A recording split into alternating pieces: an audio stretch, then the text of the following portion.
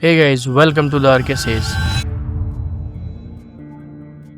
3.5 लाख की डकैती और बेड पर पड़े पति की लाश, एक पत्नी दाढ़े मारते हुए रोती हुई और पूरा परिवार सहमा और डरा हुआ सा। एक दिन रात को सब गहरी नींद में सो जाते हैं और अचानक घर का गेट खुलता है। उसमें से एक कातिल अंदर आता है और मिर्च कारोबारी देवकृष्ण पुरोहित को जान से मार देता है। जब रात में सबकी आंखें खुलती हैं तो सब चीखने और रोने लग जाते हैं। देवकृष्ण पुरोहित मध्य प्रदेश के धार जिले में गोंडी खेड़ा चरण गांव में रहता था। यह जगह इंदौर से लगभग 60 किलोमीटर दूर है। देवकृष्ण मिर्च और मसालों का कारोबारी था।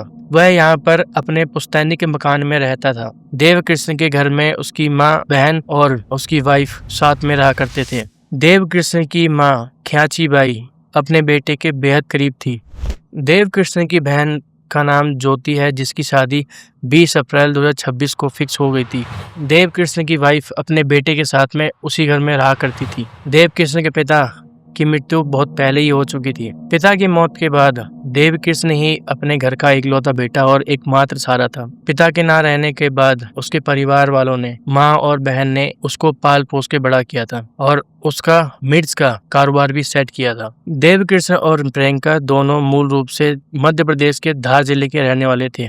उनके परिवारों के बीच पारिवारिक स्तर पर पुराना संपर्क था। देवकृष्ण के पिता और प्रियंका के परिवार वालों ने उन दोनों का रिश्ता बचपन में ही पारिवारिक संबंधों के आधार पर तय कर दिया था। देवकृष्ण और प्रियंका की शादी महज 15 साल की उम्र में हो गई थी, जो दोनों परिवारों की सहमति से हुई थी। उम्र के हिसाब से यह लगभग साल 2016 या 17 में हुई थी।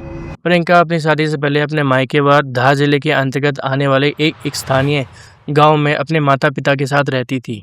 प्रियंका के घर में उसके माता पिता और उसके भाई बहन रहा करते थे। मुख्य आरोपी कमलेश राजगढ़ का रहने वाला था और एक ढाबा चलाता था। उसकी शादी प्रियंका के मायके वाले गांव में ही हुई थी। अपनी ससुराल होने के कारण कमलेश का प्रियंका के गांव में लगातार आना जाना लगा रहता था, जिसके चलते 2017 में प्रियंका से कमलेश की मुलाकात होती है और यह मुलाकात दोस्ती और प्यार में बढ़ जाती है। लेकिन शादी के बाद भी प्रियंका का अफेयर कमलेश के साथ गुपचुप तरीके से चल रहा था। चौंकाने वाली बात यह है कि प्रियंका से प्यार करने वाला कमलेश खुद शादीशुदा था और 2 बच्चों का पिता था। साल 2021 में जब प्रियंका का गोना हुआ था और वह अपने पति देवकृष्ण के घर पे रहने आई थी, तो उसने कमलेश से नाता नहीं तोड़ा था। प्रियंका के ससुराल आने के बाद कमलेश ने उसके ससुराल वाले गाँव में चक्कर काटना और उससे मिलना जारी रखा। मार्च के आखिरी हफ्ते में प्रियंका और कमलेश ने यह तय कर लिया था कि वह देवकृष्ण को रास्ते से हटा देंगे ताकि वह दोनों साथ रह सकें। प्रियंका कुछ समय से अपने मायके रह रही थी। वह 31 मार्च को अपने ससुराल गोंदी खेड़ा वाले गांव में वापस आई थी। ठीक इसी दिन प्रियंका और कमलेश ने मर्डर का सौदा फाइनल किया था। कमलेश ने छंदवाद इलाके के शातिर हिस्ट्री शीटर अपराधी सुरेंद्र प्रताप सिंह उर्फ सुरेंद्र भाटी से संपर्क किया। सुरेंद्र पहले भी मुंबई में गोलीबारी 2020 और 2025 में डकैती के मामलों में शामिल रह चुका था। देवकृष्ण की हत्या के लिए सुरेंद्र ने कमलेश से 1 लाख रुपए की मांग की थी। कमलेश ने सुरेंद्र को 50,000 एडवांस टोकन मनी दिए थे और बाकी के 50,000 काम होने के बाद देना तय हुआ था। फिर आया वो दिन जिस दिन सारा कांड होना था। सुरेंद्र भाटी यह कांड पहले भी कर सकता था, पर किसी काम के चलते वह यह सब नहीं कर पाया। पर जिस व्यक्ति ने उसे यह सब कांड करने के लिए पैसे दिए थे, वह अपने पैसे सुरेंद्र से वापस मांग रहा था। पर सुरेंद्र ने कहा कि मुझे 1-2 दिन की और मोहलत दो, मैं तुम्हारा ये काम कर दूंगा।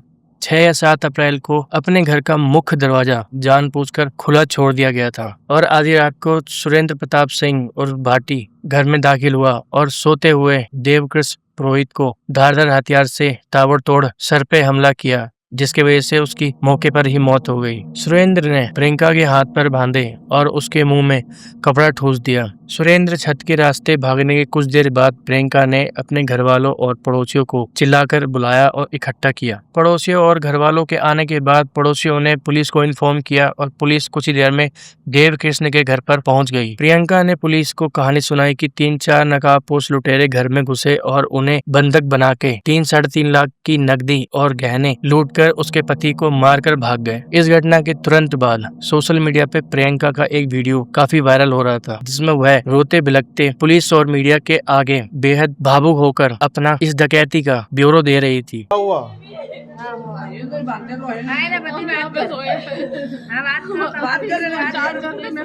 उन्होंने पहले हमारा मुंह दबाया, फिर उन्होंने बोला जो है हमको दे दो नहीं तो मार डालेंगे। इन्होंने हाथ पैर मारे और मेरे को घसीट के उधर ले गए। ये वाली अलमारी उन्होंने ढूंढी, नहीं मिला। मैंने बोला मैं सब दे दूंगी, हमको छोड़ दो। मेरा सामान मैंने सब निकाल के दे दिया। कब की बात है? ये मेरे को आधा घंटा हो गया चिल्लाते चिल्लाते। धार जिले के एसपी मयंक अवस्थी और उनकी टीम ने जब इस केस को इन्वेस्टिगेशन करना स्टार्ट किया तो 6 घंटे के अंदर ही प्रियंका की कहानी का सच पूरा बाहर आ गया। प्रियंका ने जिन जेवरों के लूटे जाने का दावा किया था, तलाशी के दौरान उन्हें घर के अंदर से ही बरामद किया। घर के मुख्य दरवाजे व खिड़कियों को जबरदस्ती तोड़े जाने के कोई भी निशान नहीं मिले। प्रियंका के बयानों में लगातार बदलाव आ रहे थे। पुलिस ने जब प्रियंका का फोन चेक किया तो उसके प्रेमी के साथ उसकी कथित बातचीत और डिलीट किए गए डेटा का भी खुलासा हुआ। पुलिस द्वारा प्रियंका से सख्ती से पूछताछ की गई, जिसके आगे प्रियंका टूट गई। उसने कबूल किया कि प्रियंका ने और उसके प्रेमी कमलेश ने ही मिलकर उसके पति के मर्डर करवाया है और ये सारी साजिश उन्हीं ने रची है। पुलिस ने आरोपी पत्नी प्रियंका पुरोहित और उसके प्रेमी कमलेश पुरोहित को तुरंत अरेस्ट कर लिया। देव कृष्ण की बुजुर्ग माँ को जब इस सच का पता चला तो वह पूरी तरह से टूट गई और रोते हुए पुलिस और सरकार से गुहार लगाई कि उसकी बहू प्रियंका और उसके प्रेमी कमलेश को सिर्फ और सिर्फ फांसी की सजा होनी चाहिए। देव कृष्ण की माँ ने कहा कि उसकी बहू ने उनका इकलौता सहारा छीन लिया। देव कृष्ण की मां ने यह बताया कि वारदात की रात प्रियंका ने सोची समझी साजिश के तहत पूरे घर के लिए भजिए बनाए थे। उन भजियों को खाने के बाद पूरा परिवार गहरी नींद में सो गया था, जिसके बाद प्रियंका ने घर का मेन दरवाजा कातिल के लिए खुला छोड़ दिया था। बहन ज्योति ने बताया कि प्रियंका शुरुआत से ही उसके भाई को मानसिक रूप से प्रताड़ित करती थी। प्रियंका देव कृष्ण को यह कहती थी कि तुम मेरे लायक नहीं हो, मैं तुमसे अच्छा डिजर्व करती हूँ, तुम काले हो, तुम मुझे डिवोर्स दे दो। देव कृष्ण की बहन ने यह भी बताया कि प्रियंका दिन भर फोन पर लगी रहती थी। उन्हें 2020 से प्रियंका पर शक था। घर वालों को सबसे बड़ा झटका इस बात का लगा कि जिस बहू को वह अपनी घर की इज्जत मानते थे और जो घटना के तुरंत बाद पुलिस और मीडिया के सामने गले रखकर रोने का नाटक कर रही थी, वही उनके बेटे की असली कातिल थी। आज के समय में लोग अपना एक्स्ट्रा मैरिटल अफेयर को पूरा करने के लिए अपने पवित्र रिश्तों को भी दांव पर लगा देते हैं। समाज में धैर्य और अपनों के प्रति भावना की जिम्मेदारी कम हो रही है। लोग बातचीत से रास्ता नहीं निकाल रहे हैं, बल्कि अपराध का रास्ता चुन रहे हैं। कई बार परिवार सामाजिक दबाव में आकर लड़के और लड़के की रजामंदी जाने बिना शादी तय कर देती है, जिसके बाद वह ऐसे अपराधों का कारण बनती है। शादी से पहले दोनों की मानसिक स्थिति और रजामंदी को समझना जरूरी है। इस बारे में आपकी क्या राय है? ऐसे अपराधियों को क्या सजा मिलनी चाहिए? कमेंट बॉक्स में अपनी राय जरूर दें। हमारी वीडियो पसंद आई तो वीडियो को लाइक करें, चैनल को सब्सक्राइब करना ना भूलें। सतर्क रहें और सुरक्षित रहें।